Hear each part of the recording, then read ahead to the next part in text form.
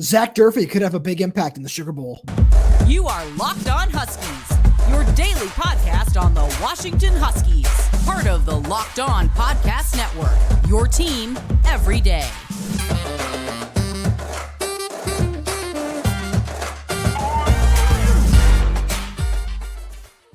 Welcome back into another edition of the Locked On Huskies podcast. I'm Roman Tomashoff. That's Lars Hanson. We write for Inside the Huskies of Fan Nation and Sports Illustrated. You can check out all our written work over there at si.com/college/Washington. Thank you for making this your first watch or first listen of the day. Today's episode is brought to you by Game Time. Download the Game Time app, create an account, and use code LOCKEDONCollege for $20 off your first purchase. All right, Lars, this is a fun conversation that we were having the other day because there's a lot that we're going to get to on this show. A lot of edge rusher stuff, you know, as it pertains. And I feel like it would be great that we can, let's start off with the Zach Durfee conversation. I was talking to some people the other day who were asking, some Texas people who were asking me about Zach Durfee and saying, hey, this guy sounds like he was supposed to be pretty good. Like, what kind of impact do you think he could have? And I said, that's a fantastic question. We're gonna talk about that on Locked On Huskies too. So Zach Durfee, the transfer edge rusher from Sioux Falls, who was highly productive in his time there, was unable to play due to some, let's just be real here, some absolutely ridiculous NCAA transfer rules.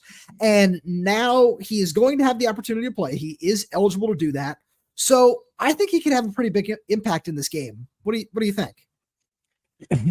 Yeah, no doubt. I mean, I think I completely agree. One, but two, also, I think it's more a matter of how they use him, because that's one thing Washington has shown this season, and especially in last season as well, is they can play four edge rushers at the same time. So with Durfee's body, he's more likely an outside guy, but I could even see them getting creative and playing him on the inside. Or I wonder if they would even play him at like a stand-up linebacker and then have him rush, like play off. Or they don't die on Tupola Fatui a couple times. Right, exactly. And so there's a number of ways that they can use Durfee, and it's a true shame that the NCAA basically had to enforce an illegal rule up until yesterday, the day before, when because that's what the I forgot which court ruled on it, but basically there was a temporary restraining order granted that said, hey, thanks to another former UW player, by the way, Raekwon Battle, a former basketball player. Yep. And so it's like, okay, there's no reason. Now, I will say Raekwon has transferred to like 4 different schools, so I guess you're right. But standing on business, I appreciate for this regard, because yes, if you should be able to transfer twice without being penalized, because it's a non-compete, right? If you don't have a non-compete, you can do whatever. So that's basically what the NCAA was told. It's like, hey, they're not employees. You can't force them to do whatever you want. Right. So now Zach Durfee can force Texas to do whatever he wants, because if he's that good, which we both think he is, that he'll get to show that. But it's a shame that he didn't get to show that for the first 13 games of the season. No, I couldn't agree more. So one question that we got a lot in the YouTube comments after we talked about his eligibility a week or two ago, whenever that was what kind of impact can he have in this game, more so from a snap count perspective, where that was one of the questions that I was asked the other day too. And I feel like we're not going to see more than 20 snaps from him. And I don't think that has anything to do with him. I think he's ready and in game shape right now. And I'm sure he's done, because I've heard he's done a great job on the scout team all season long. I know you've heard similar things, and that it's because Troy Fautanu was raving about him in an article that our buddy Christian Capel wrote, saying that, like he's one of the toughest edge rushers I've had to face this season, and I only had to go against him in practice. So that already, like that right there is a really good sign. That's something you love to hear. But then on top of that, it's more of just a question of, all right, well, we haven't seen him do this all year long, and he's only done it in practice. So how much are the coaches going to want to rely on him in a big game, in this big situation? I think that they're going to rely on him heavier than we think when he's out there. But the biggest question is really just how much is going to be out there. I would say 20 snaps maximum, just in terms of, all right, like let's see what, because I'm sure strength coach Ron McKeefery and the whole strength and conditioning staff has done a really great job making sure he's in game shape. But with all the other guys in the room, you don't want to overwork him in his first game back in over a year. Right, exactly. Especially with the emergence of Lance Holtzclaw, Jacob Blaine playing several games this year. It's like you've proven that you have a number of bodies there. So it's not like you're so dire at the position that the second Durfee is now eligible. Let's throw him in and get him, 35, 40 snaps behind Zion. It's like, that's not realistic. Right. Right. But he's certainly, and I think that's kind of what this game is going to symbolize, right? It's like, when can you make timely defense, right? Because that's two great offenses. You would think, okay, offenses are going to get their points. Can somebody get a sack when it matters on third down to force a punt? And that's exactly what Durfee would come in the game to do. No, you're absolutely right. And just kind of taking that a step further, a theme of the show this year is that's what we've seen from this Husky defense all season long is timely production, timely plays. And adding Zach Durfee, who, especially when, we've heard a lot about his athletic testing numbers. I know we've talked a little bit about him on the show with, squatting close to 600 pounds, a 40-inch vert at 6'4", 260. Like, he's a really, really impressive athlete. And then we've seen it show up on the football field. We saw him in spring practice. When we saw him in the fall, it was, oh, wow, yeah, this guy's going to be a really big part of the rotation, to a point where we kind of were theorizing, hey, could he start? Like, it feels like this is something that's possible, obviously, with, Braylon Trice on one side, that wasn't going to happen. Then Zion Tupuola-Fatui on the other, that probably wasn't going to happen there either, but he was just that good. And the coaches were that high on him that you felt like the possibility was always there with him. Exactly. And I mean, I think that the other part to consider is with both those guys, Zion and Trice, leaving after the season, it would be kind of hard to rob them of those snaps, because, and especially because they were also very productive. I mean, the stats didn't show it, but I mean, Zion was off the ball on every snap, so it wasn't like, okay, they're both getting destroyed or one's getting destroyed. So, hey, let's kind of give Durfee his spot and maybe we'll just put the other guy on special teams. Like, no, like, they were playing well enough to deserve the playing time they got. Even if Durfee had been eligible, I still think they're starters throughout the season. So I think it's just a matter of how many snaps per, almost in a way like a Landon Hatcher, right? With a little different regard, but just like, hey, how many snaps will he play? He'll probably burn his red shirt, but how many will he play, right? Like, that's the real question. I feel like, and this isn't a knock, but I feel like he would have just taken most of the snaps that we saw from Sakai Sawafua, where he still would have been in there a lot, especially, as a run defender. And I know Zach can play the run really well, but that was just kind of Sakai's biggest thing. And then he came on really late in fall camp as a pass rusher, where we saw some things from there. And we would have seen in more of those obvious passing downs, probably Zach and Voight Newfie in there just a lot more frequently than, of course, we were able to. And then the other person that we could talk about in the same conversation, which is another one we've had on the show, is Jacob Lane, where that was the role that when we saw Zach in the middle a lot on some of these obvious passing downs, was we saw him in the spot where Jacob Lane has been playing recently. And Jacob Lane has been really impressive. I really like what I've seen from him, but it almost would have been an added bonus to have Zach Durfee in there, who has played, yes, it's at the NAIA level, but has played more football, of course, with Jacob Lane being a true freshman. And I feel like we would have seen him play really, really well just on some of those obvious passing downs up the middle. Right, exactly. And it's not that, I mean, I think Jacob Lane would have become the bonus there, right? Where it's like, hey, maybe he plays in 4 games, but it's not as necessary. But and he could also learn from a guy like Durfee and Trice and others that are in the room, right? But maybe not have to play.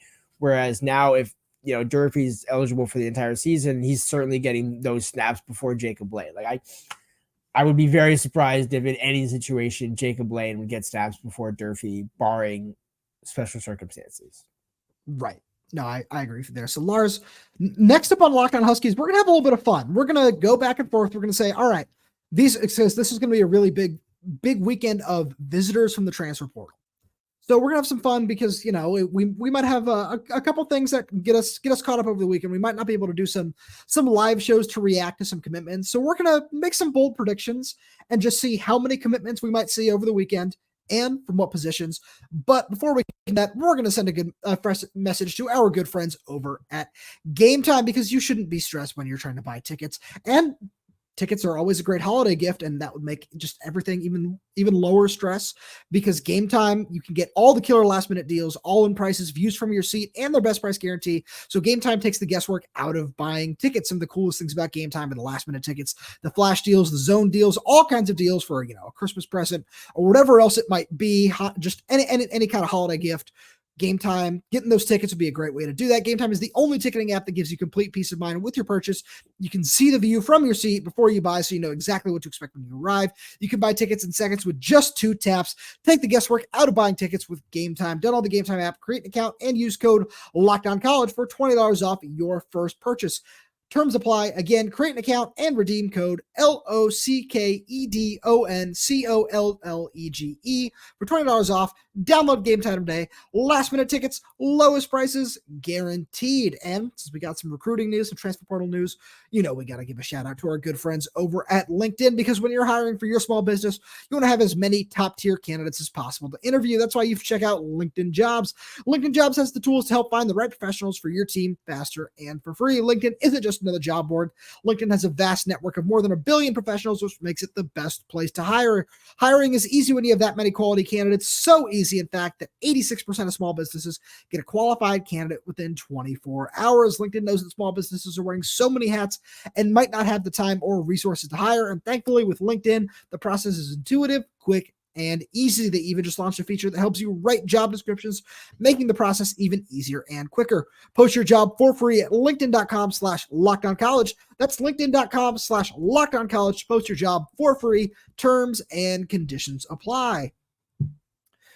So Lars, as we said, there are going to be a ton of transfer portal visitors this weekend. We went through some of them on previous episodes. I know some everydayers might remember just some of the big names we've thrown out there. Obviously, Will Rogers, Woody Marks being a couple of the bigger ones. And then there are some other ones that are going to be up on visits this weekend. And the biggest question is, how many transfer commitments are we going to see this weekend? I'm going to set the over-under at 5.5, and I think I'm going to take the over. Interesting. I honestly perfectly. I was going to say 5.5. So that to me is an easy one. This is why we do the show. We have that connection going on. But I mean, the thing to consider. So you're definitely going to get 1, 2. All right, so you'll get a guaranteed 3, and then it's a matter of when do the 4 through 6 or 7 potentially drop their name, right? Because if we're saying amount of portal guys that commit this weekend, or guys that from this weekend end up committing, because I think those numbers might be a little different. I would not be surprised if Will Rogers and potentially Woody Marks make their decision this weekend. So there's 2. Now I agree. Then you go the San Diego State offensive lineman, which I know he's not visiting this weekend, but I would say, most likely I would probably put his name in there. So there's 3. There's 3, and then like that. So you see what I'm saying, right? Where it's like it's a matter of when they commit more so than if they commit. Because I think they're certainly plus 5.5, or take the over on 5.5 of total commits that they get from this weekend. I'm just not sure if all of them will happen this weekend. So I agree. I think that because the early signing period opens on Wednesday, I wouldn't. So I hear what you're saying, and I don't disagree with anything you're saying, because we could see some of them put it off till like Tuesday, Wednesday. Like I remember Jabbar Muhammad last year. It was just all of a sudden, hey, Jabbar Muhammad signed with Washington. It was like, oh, that's awesome. Okay. Yeah. So I agree, and definitely think we could see 1 or 2 of those. But I wouldn't be surprised if we just see, just hopefully for what the coaching staff would want to think is, all right, we want to make sure these guys are secured now. And there's no chance that they can, take another visit in the last couple of days before the signing period opens or anything like that, especially with UW being on the quarter system. That guys are going to want to get up there in early January, so they're eligible for the early part of spring practices. So I feel like that's something to consider here too. So then, let's run through some of these names. Mississippi State quarterback Will Rogers. That would probably be 1. Mississippi State running back Woody Marks would be a 2nd. San Diego State offensive lineman Marcus Aparti. That's a good one to consider. I think that one that we should definitely keep an eye on is NC State defensive tackle CJ Clark. He's somebody we've talked about a lot this week, and he just put out an announcement saying that his recruitment is closed and he's coming to a decision soon between Miami and Washington. And the fact that he took his Washington official visit was a good sign, because there was an interview out there that he did with Kane Sport over at On3 saying that if he didn't take the Washington visit, that it was going to be Miami. So the fact that he did that seems to bode well for Washington. I'm not saying that, they're the favorite or anything, but that definitely didn't hurt their chances. And then there are a couple other ones. I'd say one of the safeties, whether it be Kamari Ramsey from UCLA, who might be leaning towards USC.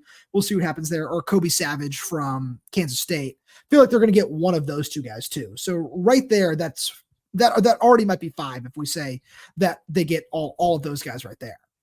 Right, and I think of the two, I'm just going to stake my case. It would be Kobe Savage. I agree. That's not that they don't want either, but I just think both style, fit, and likelihood all leans Kobe Savage. Yeah, so Savage, especially with the rest of the players in the room over there, would definitely line up where Ramsey's a redshirt freshman. He's got a lot of eligibility remaining. Super talented player, but they have the Huskies will have 4 redshirt or true freshmen on the roster next season at the safety position. So I would agree with you in leaning Ramsey there. Yeah. It's like there's nothing wrong with building depth, right? But it's almost like somebody else would have to transfer out that's in that same mold or in that same eligibility area for them to take Ramsey. And if they want to take both, then certainly somebody else would have to transfer out, right? And I think that's why you're looking at, Mankey Jr. and a few other options. Like, hey, we got some guys in the room and some other younger options. Let's go one younger, one older. Right. And then I feel like we still need to turn our attention back to the defensive line a little bit, because I feel like one other name that you might want to keep an eye on that could set up a visit that I think that the coaching staff would be very high on and would love to have in the middle of the defense, just kind of from a production standpoint, is Arizona State defensive lineman BJ Green. I think that's a name where if it comes out that he took an official visit at some point over the weekend, I wouldn't be surprised by that, because he's productive. He did a really great job just pressuring, especially when we watched the last 2 games that he played against the Huskies, that he did a really great job on the interior. And that's somebody who, when we talk about like a true game record defensive tackle, he's shown that he has that ability at times. And I think that, especially with, Washington making the move to the Big Ten, with him entering his name in the transfer portal, it's to play against that still somewhat higher level of competition compared to what he would see at Arizona State in the Big 12. Right, exactly. And I think that's one of the interesting things about the staff is they're targeting guys with mostly Power 5 experience, right? Now there's some guys where you're saying, like a Joey Slackman, right? Or like a, sure. There's always outliers. Zach Durfee and Joey Slackman kind of in that outlier mold, right? Where, okay, wow, that guy's at a lower level. Yeah, but trust me, we got this. It'll be okay. He can play. But for the most part, you kind of want those guys who have been there in the Power 5 level who can just come in and compete right away, because that's what the portal offers, right? Now, yes, you can go, get a guy from an FCS level or a lower level, but you don't necessarily want to do that, right? Just because most of those guys where it's like, okay, well, because there's 2 kind of ways of thought on that, right? Where maybe they're like the highest G5, G6 level, right? Where like they're the best of the lower level, but not Power 5. And then there's also the ones where, hey, no, they're actually way down here, right? So the top end guys at the Mountain West, they're going to go and get better opportunities, right? But if you're middle tier or lower tier, it's like, wait, you're going to want to go up to the top of the Mountain West and then maybe in a couple of years try and do like a grad transfer to a Power 5, because it's not often that a lot of those guys actually end up working out. So I hear your point, but sometimes it's worth the risk. Like, let's talk. Like, I don't think that Marquez Aparti is like the best example here. I feel like Zach Durfee might be though. Yep. Where because your point is definitely valid, but you can look at a guy like Zach Durfee and just say, all right, you see all the production, you see, especially when they have multiple years of eligibility remaining. It's something where I think that, because let's look at somebody like Kamari Ramsey. That's another example that you could turn to, where it's all right, well, he's going to the Big Ten, he's just looking for another opportunity, where you can take a guy like that and say, all right, you might not necessarily be a starter for us in the first year, and the coaching staff can look at him and say, all right, we see that you're really productive, we can put you in as part of the rotation, and then another year down the line, you can turn into a starter while still being a really solid piece for us. So I think it's just something to consider there too. Right, exactly. And I think, and when you look at, especially, let's say, the defensive line class, right, there's a lot of commits in the class. So you're looking for more top end talent. You're not looking for those redshirt freshmen, redshirt sophomores that you can, because there are times when you would want that, right? Where, hey, this guy's 2 or 3 years of eligibility. Hey, we do want that because he's a higher caliber prospect than what we're looking at. Like an Isaiah Hastings. Exactly. Whereas, so those guys make sense, but for the most part, and especially what the team needs right now, I mean, you could take maybe one Hastings, but or a player like him, right? But for the most part, you're looking for those 1 and 2 year guys, preferably 1 year, just like, hey, bring up some of our freshmen, because ideally you still want to build through the core of your roster, right? Like, you still want to have Javon and Armon Parker be forces in 2025 and starting to be in 24, right? Same thing with, Noah Carter and the edge rushers, where you want Zach Durfee to be the guy next year, but Noah Carter coming on as a redshirt freshman, a Lance 25. Holtzclaw, for example, too. Exactly. So because also you don't want to punish those guys or push them out when you weren't giving them as many opportunities to start their career. It's like, hey, we had them sit behind Trice and ZTF as freshmen and redshirt freshmen. Now let's actually give them an opportunity instead of, oh, hey, we're going to go get this guy in the portal. We like these guys better. Right. Like, that's not the way the staff operates. No, you're right, because then I feel okay taking the shot here, because then it almost turns into what we're seeing down at Oregon, where it's, all right, we're going to take all these high level guys. Oh, this one's not producing year one. Like, look at what happened with somebody like Ashton Kozar, where they took this guy. Oh, he's, close to being a top 100 player. Yeah, we like him a lot. Oh, we're not going to play him at all. Now he's going to transfer to TCU after 1 year. Where that's not something that we're ever really going to see from Kalen DeBoer. And I want to circle back to the Lance Holtzclaw example here, because that's the kind of guy where you knew that he was going to be a somewhat developmental piece coming out, where you wanted to see him add weight, you wanted to see him do certain things, but you knew that he was a really promising athlete. And now he's going to be in his 3rd year on campus in 2024. And you're going to say, yeah, we put you through our program for 2 years. We really like what we've seen from you so far. We want to make sure you're part of the rotation. And if, say you're not happy at the end of 2024, whether you're not developing the way that you might have liked, or you're not happy with the role now that, you've gotten a chance to be a major part of it, that's a different conversation. I'm not saying that by any stretch of the imagination is what's going on, but that's a different conversation than saying, all right, we're going to take all these highly talented guys, promise them playing time, promise them whatever in the first year, then not give it to them, and then they're out the door. You're right. That's not what this program's ever going to be. Exactly. Nor really should it be, right? That's right. Kind of that would be DeBoer going way out of his normal modus of operandi. Right. We're going to stick on the edge rushers conversation here. A lot of fun pass rush talk today, because special teams coordinator and edge rushers coach Eric Schmidt was hired by San Diego State as the defensive coordinator. So we're going to, just talk about what this might mean for some recruiting, just for some other things, and who might be around to replace him moving forward. But before we do that, we got to send a message to our good friends over at Prize Picks, because Prize Picks is the most fun you can have, winning up to 25 times your money this football season, and now you can play during basketball season too. All you have to do is select 2 or more players, pick more or less on their projected stats, and place your entry. With the basketball season here, you can now pick combo projections across football and basketball from the Specials League, a league that was specifically created for combo projections that include 2 or more players from different sports or leagues. For example, LeBron James plus Travis Kelce at a 10.5 combo of 3-pointers made plus receptions. Testing your skills on Prize Picks is the most exciting way to play daily fantasy sports. If you have the skills, you can turn $10 into $250 with just a few taps. Quick withdrawals, easy gameplay, an enormous selection of players and stat types are what make Prize Picks the #1 daily fantasy sports app. Do you want to get in on the action? Go to prizepicks.com/lockdowncollege and use code LOCKDOWNCollege for a first deposit match up to $100. Again, go to prizepicks.com/lockdowncollege and use code LOCKDOWNCollege for a first deposit match up to $100. Prize Picks is daily fantasy sports made easy. So with Eric Schmidt going to San Diego State, first of all, one of the best interviews just that we have on the staff in terms of assistant coaches, always gives you a fantastic answer. Always happy to talk about whatever it is that you might be interested in from our side, from the media side. But also just I think that I feel like we're going to see a bigger loss on special teams than we are with anything else with this hire. Eric Schmidt proved that he is a fantastic special teams coordinator and did a really, really great job with that this season. Obviously getting a promotion, even though he's going down to the G5 level, getting a promotion to defensive coordinator, that's a great move for him. Yeah, no, I mean, like that, and that's kind of the thing, is where some people would say, oh, wow, why isn't he staying at the Power 5 level? It's like, well, when you're not a true core. I mean, he's a special teams coordinator, right? So it is a promotion, right? Yep. He's going from special teams coordinator to defensive coordinator. I would assume there's probably similar pay, maybe a slight elevation in pay, depending on, I don't know what the SDSU budget is, but I would imagine it's not significantly different than what he's making now.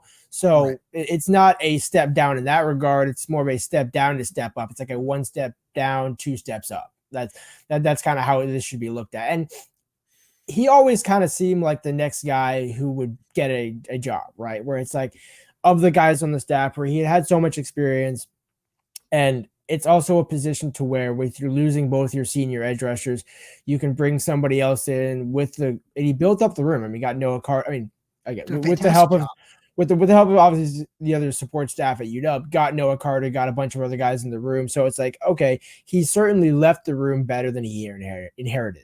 Now that's a big statement, because he inherited Braylon Trice, and some people could say, well, hey, Braylon only had 4 or 5 sacks this year. Didn't he kind of regress? It's like, well, a casual would say that, but when you look at the tape and watch what the situation was, no, Braylon Trice absolutely was developed under Eric Schmidt. I think that absolutely, yeah, he certainly grew from what he was under Akaika. Yep. And look at the jump he made from 2021 to 22, where we saw him in 2021. He really flashed on film, where it's like, oh, wow. Oh, look at Braylon Trice. And then we saw him continue that development in 22 under Eric Schmidt. And then in 2023, there were some other things that, led to a drop in production, but you're right. When you look at the film, it's not like he regressed in any way, shape, or form. And then, so let's have the conversation now. You mentioned Akaika Malloy. Do you think that there's any possibility that he could come back to Washington? Obviously, former defensive line coach here is do you think that might be in the cards, or do you think that Kalen DeBoer might look somewhere else for another hire? Well, so I remember when Akaika, after Kalen DeBoer was hired and trying to figure out would he stay on staff or not, I believe he got an interview.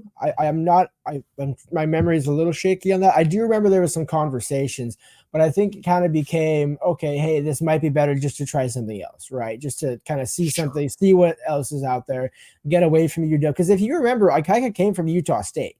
So he wasn't like a heralded, hey, coming from, insert big name school, right? It was, hey, he had been working his way up. Now you get to come back to your alma mater. And then what's cool about his track is he left and had the same success, right? With Liatu Latu at UCLA and all the guys he was able to develop there. I don't know. And this is not an indictment against Akaika or a judgment against DeBoer. I just don't think that's the route they're going to go. The interesting thing to kind of parlay that question, we were talking before the show, okay, who replaces Eric Schmidt? The thing about Kalen DeBoer is he's very close to his tree, right? If you go back and look at all of his previous stops, Indiana, 2019, do you know who, when he was the offensive coordinator, who the special teams coordinator was? Was it Eric Schmidt? Because I know Nick Sheridan was on the staff. It was William Inch. Oh, forgot about that. Just as a special teams coordinator. So now he's co-DC and linebackers coach here.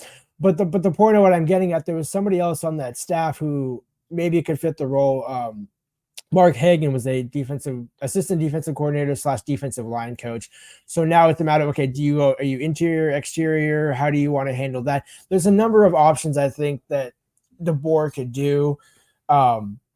But my thing is going to be the same thing that it was with Peterson. You have to grow your tree, and you have to grow it correctly, because when I called for Chris Peterson to grow his tree, he hired Matt Lubick, which bravo for making an out of tree hire. But I think that went about as sideways as it possibly could have. That's a nice way of putting it. And so that's the thing for DeBoer is, okay, you built up all the success, you built up all this early cachet, you're about to get paid, but until now year 3 is kind of your actual year to prove it, because you're not going to have Penix, you're not going to have some of the guys who helped you get there.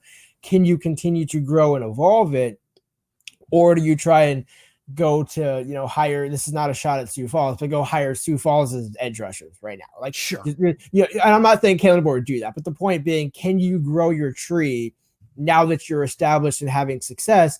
And as a guy who is probably going to stay at Washington for the foreseeable future, that's kind of what you need to do. I agree. So let's go through the tree growth, to use your term here, hires that he made after arriving at Washington. Scott Huff, because Scott Huff he had no relationship with, Yep. Kept him on staff. That worked out really well. then Junior Adams, who of course leaves for Oregon, and then he brings in Jamarcus Shepard, which is one of the best hires in college football that we've seen over the last couple of years. Yeah. Like, do we sound biased when we say that? Probably. But is it far from the truth? No, not even close. And then the third one is Inoke Brechterfield, where we've seen some good, we've seen some bad along the defensive line, especially in terms of recruiting recently. So those are the three hires we've seen. Sorry, go ahead. Well, I was going to say, yeah, because and was Juice Brown was the fourth. No, Juice Brown was at Fresno. Right, but he had also been to Texas Tech, but he wasn't a long-term DeBoer guy, right? Like he had just gotten to Fresno with DeBoer, but he wasn't like established like Morrell, for example. Sure, no, but I'm just saying like somebody who he hadn't worked with before in terms of like just off the tree hires. Gotcha. So I think that we, especially if some of the things we've heard about, in terms of an extension that's probably in the works, or definitely in the works, that's probably close to being finalized.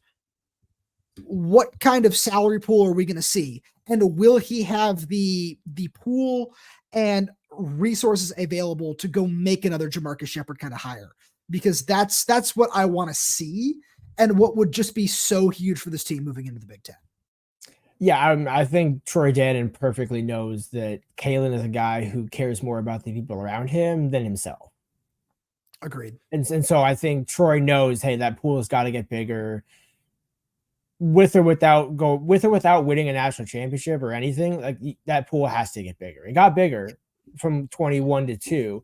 It's going to have to continue to grow and that's part of why you bring in AD like Troy Dannon, who understands the assignment, right? Troy, when he was at Tulane, kept the head coach, got the quarterback to stay. Troy didn't do the quarterback one, but like creating a culture, the pieces in place to do that. Right. Creating a culture of wanting people to stay versus, hey, I'm now a big guy and a big fish in a small pond. Let me go try and make myself bigger. It's like, no, just stay here unless it's the right fit. I think that's the key with all of DeBoer's guys that might potentially leave is it's a good fit to go to, right? For Schmidt, it's a great fit to become a permanent defensive coordinator at the G5 level. It's not like he's going to Arizona State to be the defensive line coach or something like that, where it's like, you're not making a lateral hire. You're going down to actually get more power, more ability, and who knows? And you also do it in a way where you could come back under DeBoer years down the road if Morrell and Ingley, for example. Right.